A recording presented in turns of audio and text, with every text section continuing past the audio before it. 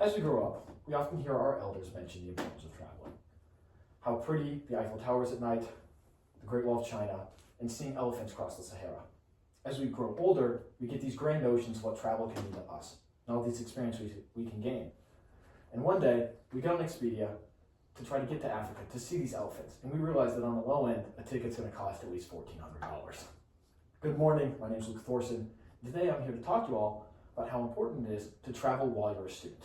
Studying abroad has long been a thing before our university system came to be, and is cited by many great leaders as being one of the best things that they chose to do in their college career. I'd like you all now to join me on a journey as we look at some of the benefits of studying abroad while young. Firstly, let's talk about price. As a university student, some of our most expensive costs fall to school and travel, and by studying abroad, we have the opportunity to combine both of these things in order to save money. After talking to the UTC Go Global community, I learned from them that by studying abroad, you can sometimes even save money as a full-time student, especially in less traveled places like Peru or Thailand. Here, these schools offer generous scholarships, as well as the fact that these countries have a lower cost of living than the United States. Through this, it will allow you to not only save money, but to gain valuable learning experiences that you might not have if you were only in a classroom here in Chattanooga. That leads me to my second point.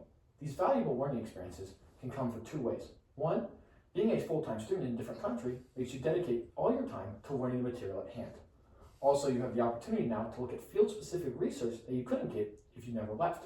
For example, a Latin student in Rome can have a more hands-on approach to their history, whereas if you were in a classroom here in Chattanooga, you'd only have the resources to look at.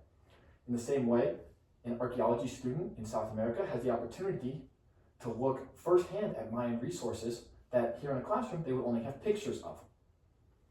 Not only do you get these firsthand experiences, you also now have increased your hireability as an asset.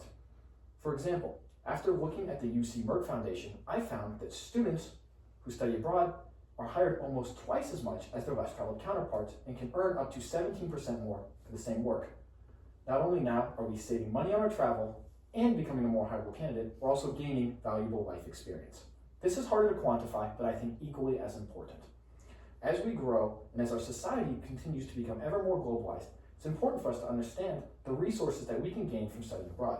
You'll become a more flexible and adaptable person after living in a different culture, and now be able to bring that culture and its perspectives to workplaces here in the United States.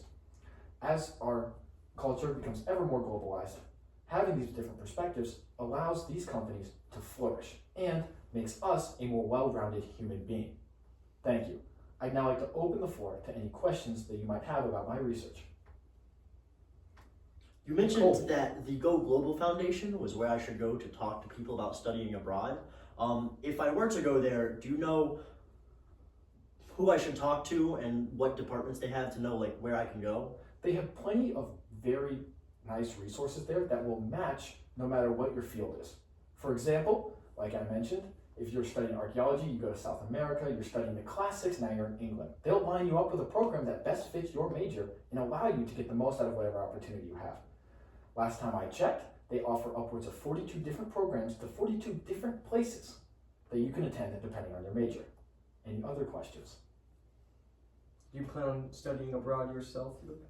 Thank you, Noah. I think this is a great question. At some point, I do hope to study abroad. I'd like to look into Asia, Japan, or Vietnam, as their business capitals are booming right now, and to get into South America, to potentially work on my language benefits, and to become a more strong Spanish speaker. Thank you all for joining me today.